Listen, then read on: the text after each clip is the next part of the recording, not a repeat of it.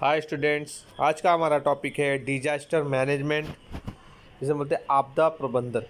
तो कौन कौन सी ऐसी आपदाएं होती हैं जिसका हमें प्रबंधन करना पड़ता है, तो हम लोग इस टॉपिक में डिस्कस करेंगे। तो टॉपिक को स्टार्ट करते हैं। अर्थक्वेक, जिसे हम भूकंप बोलते हैं,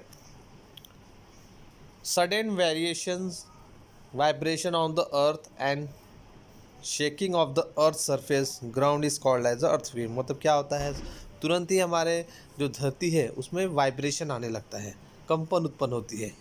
this causes seismic waves leading to movement of earth surface like tremors, shaking, और इट गोज अप डाउन। मतलब ये जो वेव्स होते हैं ऊपर नीचे की तरफ ऐसे कंपन करते हैं। The shocks and waves form in the interior of the earth spread of the surface in all direction. मतलब ये हर दिशा में फैल जाते हैं। The central point of earth, it's the point above the epicentre on the earth surface. जो इसका सेंटर पॉइंट होता है वो सरफेस के थोड़ा ऊपर की तरफ होता है। Strong forms of waves at the first reach to the epicenter, therefore major loss occur near the its area। मतलब इसका जो सेंटर पॉइंट होता है अर्थक्वेक का, वहाँ पे ज़्यादा हानि होती है। Shock occur due to an earthquake can be mild or identity acute। मतलब ये कम समय के लिए भी हो सकता है और ज़्यादा समय के लिए हो सकता है। On the earth mild earthquake occur in a larger number than the intensify or runners।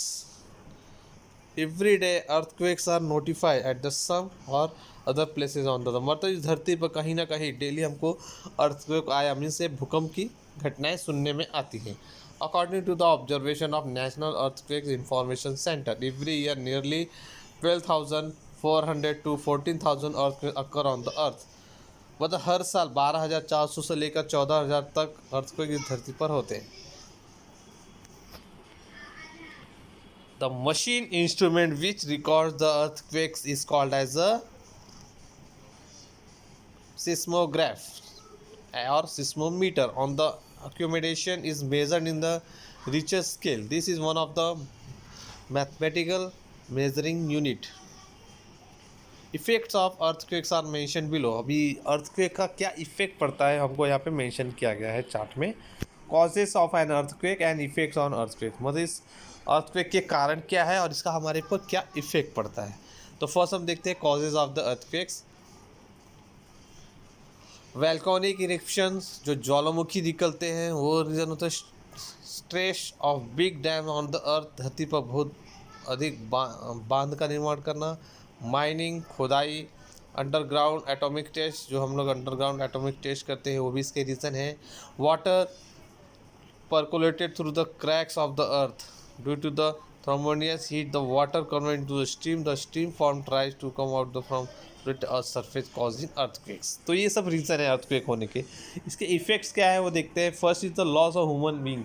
अभी ह्यूमन बींग का लॉस होता है। वाइल्ड एनिमल्स एंड पेट, जो हमारे पालतू जानवर होते हैं, हमारे जो जंगली जानवर होते हैं, उनका लॉस होता है। Economic loss at large scale, जो हमारी इकोनॉमिक है वो बहुत बड़े पैमाने पर हानि पहुँचती है। Houses, buildings, roads, railways, tracks are destroyed।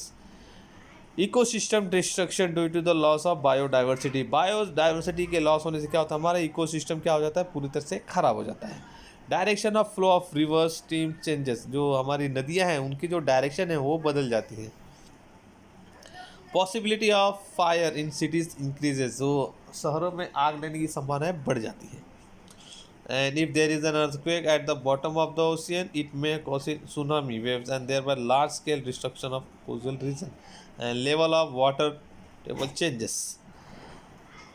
Precaution to be taken at the time of earth. अभी अर्थक्वेक के समय हमें कौन कौन सी सावधानियां बरतनी चाहिए। तो first one is if you are at home, अगर हम घर पर हैं तो हमें कौन सी सावधानियां बरतनी चाहिए।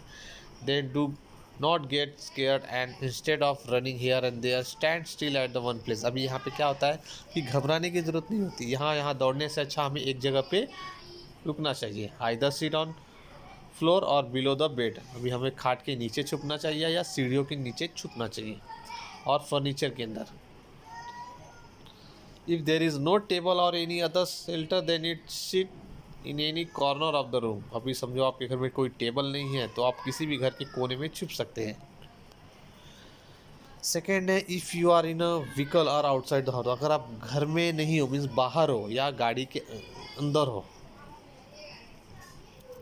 गाड़ियों के अंदर हो या घर के बाहर हो तो क्या करना चाहिए। Then park your vehicle at the safe place, तो अपनी गाड़ी को कहीं अच्छी सेफ जगह पे पार्क करनी चाहिए। एंड सीट इनसाइड इट, और उसके अंदर बैठना चाहिए। डू नॉट वे नियर और बिलो टॉल बिल्डिंग, अभी लंबी ऊंची इमारत के नीचे नहीं रुकना है, या किसी पेड़ के नीचे नहीं रुकना है, या किसी इलेक्ट्रिक पोल के नीचे नहीं रुकना है। Avoid doing following things during earthquake, अब यहाँ पे कुछ चीज़ें बताई गई है, इसे हमें अवॉइड करना चाहिए जब भी अर्थक्वेक आए। तो first is avoid using lift in the multi storeys building, instead use staircase, अभी हमें लिफ्ट का यूज़ नहीं करना चाहिए बिल्डिंगों में, उस समय हमें सीढ़ियों का यूज़ करना चाहिए। Do not sit in discomfort for long, do some physical movements, मतलब हमें अब फिजिकल वर्क करते रहना चाहिए। After the earthquake there is a possibility of fire, अभी अर्थक्वेक जब आता है तो आग लगने की संभावनाएं होती है। It avoid it carefully switch off main electric supply, तो हमें घर के जो मेन इलेक्ट्रिक सप्लाई है उसे बंद कर देना चाहिए। डू नॉट यूज़ कैंडल्स, मोमबत्ती का यूज़ नहीं करना, लैंटर्न का यूज़ करना, और match box instead use torch और बैटरी, तो हमें बैटरी का यूज़ कर सकते हैं और टॉर्च का यूज़ कर सकते हैं। Earthquake resistant or proof buildings, the construction which do not get damaged due to the earth movements up to a certain limit are called as a earthquake resistant building. To construct tall buildings, Indian Standard Institute has made some code of conduct, अभी जब हम ऊंची बिल्डिंगें तैयार करते हैं तो Indian standard unit उसमें कुछ कोड बताते हैं। Buildings are constructed as per IS 456 and earthquake resistant construction are perform as per IS 1893 and IS 13920. Advanced technology is used for the earthquake resistant construction, अभी अर्थक्वेक रेजिस्टेंट कंस्ट्रक्शन में क्या होता है, earthquake से building नहीं गिरती है तो उसमें एडवांस हम लोग टेक्नोलॉजी यूज़ की जाती है। To get prior intimation about the earthquakes, modern equipments like laser ranging very long baseline, geyser counter, chip meter, strain meter, tide gauge, tilt meter, volumetric strain gauge etcetera are use, तो ये सब technique है जो use करते हैं हम लोग।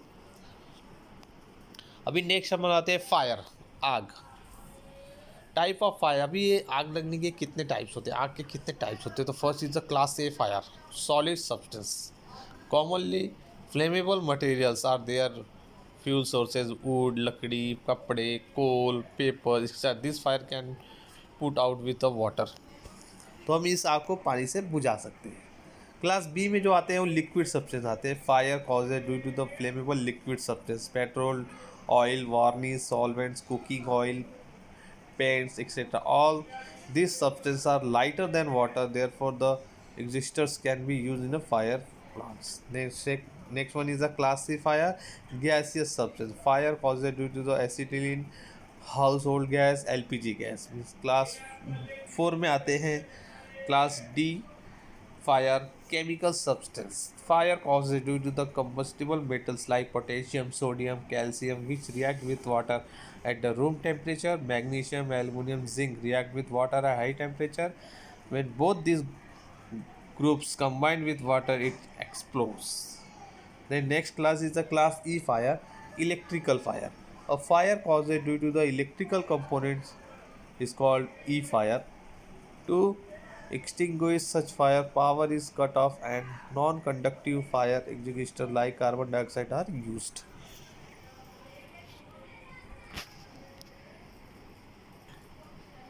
Landslide, rift, collapse, अभी नेक्स्ट है हमारा landslide.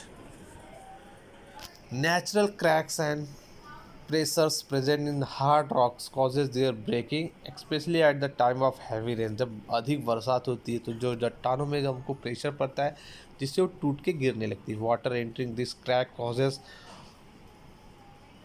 वेटरिंग of this rocks, weight increases, this rock slide on the slopy region and settle at the lower side, this is called as a collapse of rifts. Causes of landslide, अब ये landslide की कारण क्या क्या है। तो first is after effect of natural disaster like earthquakes, tsunami, heavy rain, storms, floods causes landslide. Second is unlimited cutting of trees causes soil erosion. अभी हम जो जंगलों की कटाई करते हैं इससे भी क्या होता है, सॉइल इरेक्शन होता है, जिससे लैंडस्लाइड होता है। While building roads in mountains there is a lot of digging the make the mountain weaks. जब हम पहाड़ों के यहाँ पे रोड तैयार करते हैं या बिल्डिंगें तैयार करते हैं तो वहाँ पे जो अधिक मात्रा में जब खुदाई होती है तो ये जो हमारे माउंटेन होते हैं वो वीक हो जाते हैं, जिससे लैंडस्लाइड होने की संभावना बढ़ जाती है।